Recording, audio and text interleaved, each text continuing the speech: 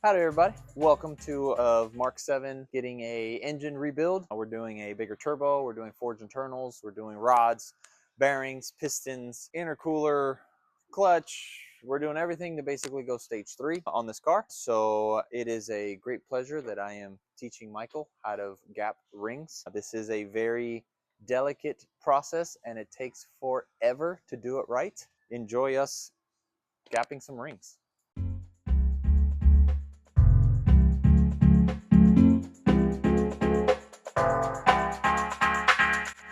What you got?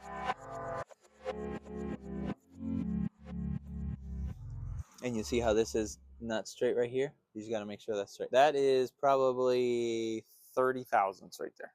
You got 30 thousandths. The 15 didn't even fit. The 0.030? 0.15.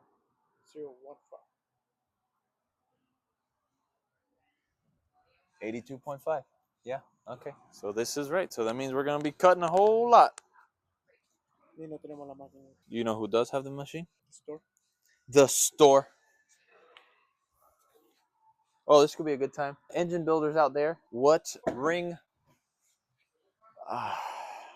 cutters, ring filers, what ring filing device do you guys recommend? I'm old school, I do it by hand and I just kind of file it down in the vise. But what do you guys recommend? I'm sorry. Okay. Great tissue. So yeah, I'm so sorry. So you have your gap in millimeters, which we have the bore is 82.5 millimeters. And then the equation is, oh, this is inch. Yeah, so that's even wrong too, because this is 0.0060 millimeters minimum. We have to change that to millimeters. So do 0.0006. This is, hold on, I gotta pull up my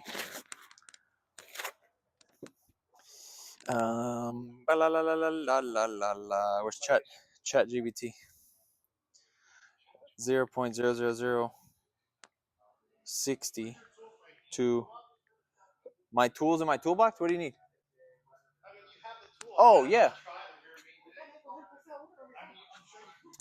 0.152 millimeters times 82.5. You paid a lot of money for it, so I might as well try it. I've never used one. Try that. Actually, do that to pull the old one out.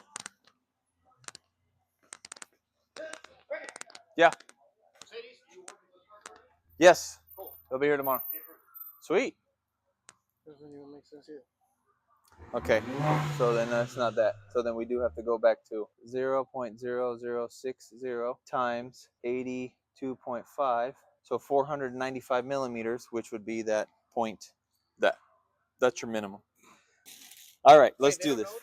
So this is the piston that's inside your engine. Some cars have 4, some cars have 6, some cars have 5, some cars have 8. Some good cars have 12. The worst part of the piston that gets worn out is actually the skirts of the pistons. This is where most of the wear is going to be happening, because this thing, depending on how many cylinders you have, is going up and down thousands of times per minute.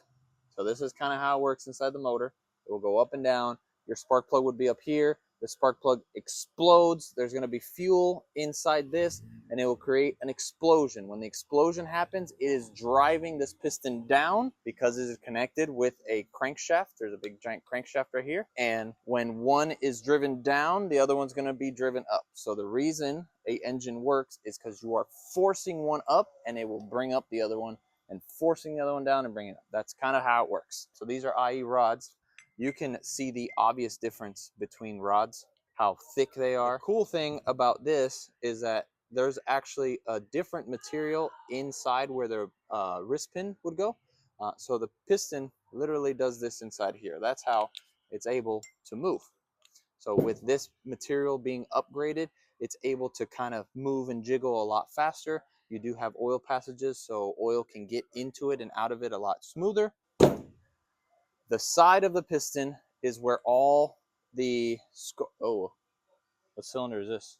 Check the walls on cylinder 1 to make sure it's not, because we might have to send this block out. Perfect example, all this scoring right here. This happens because, one, just the materials, lack of lubrication in the cylinder itself. Basically, the cylinder's right here. Between this and the wall, it's nothing. There is literally no space. So if you see the gap of your pistons right here, that is how far the piston is going to be from the wall of the engine. So with this being at 200 plus degrees and the oil being 200 degrees, everything inside this motor is super, super hot. The skirt of the piston is going to take most of the effect. The reason that the top of the piston is black is because that's where the explosions happen. Most of the time, this is a normal burn. This looks fine. If it was like whitish or grayish, basically it just shows that it is a lean mixture. You are not burning the right way or the right amount of fuel. So this to me is a perfect burn. I would say there's nothing wrong with this. The wear on here for it being 100,000 miles is pretty good. The only thing that is questionable is somebody has marked these rods 3, 2, 4, and then dimpled the other sides. So, oh, that says 3 and that has 1. That says 4 and that says, I don't know, 2 backwards. So there's a couple questions that Michael brought up. You know, why was somebody in the rods? Why were the rods changed?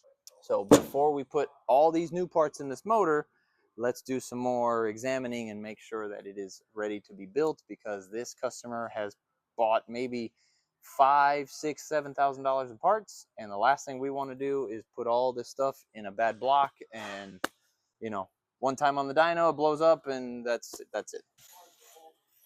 Is there a, what year's the car? Bueno, quisiera decirte, pero no puedo ver el pin. No, that's just the engine code. What's what year was the car? What year is this car? 19. A 19. So this block's from 18. So it could be the original block. I don't like that. I really don't like that. That's not much, but Estaba preguntando, porque te das cuenta acá también, mira, what you got? a ver aquí. Michael, you gotta say it in English so everybody understands you. Todo eso está marcado.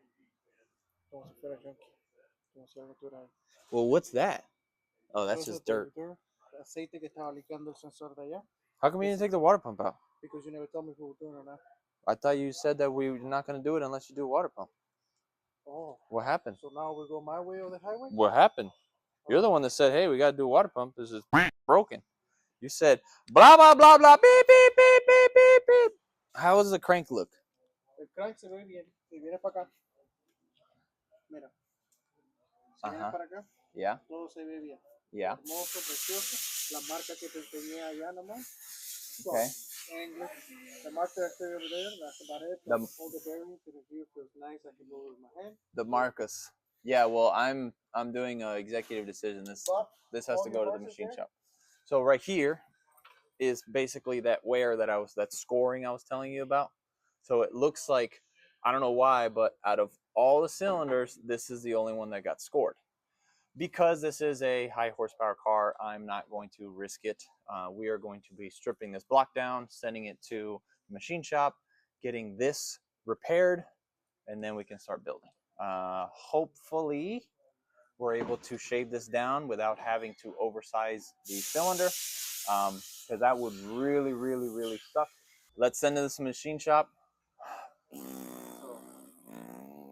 Let me call the customer. Let me call him. Mr. Customer, if you're listening right now, it's gonna get a little bit more expensive because we do have to send it to the machine shop. But it is what it is. I want to have this engine perfect for you, so I will call you in 3.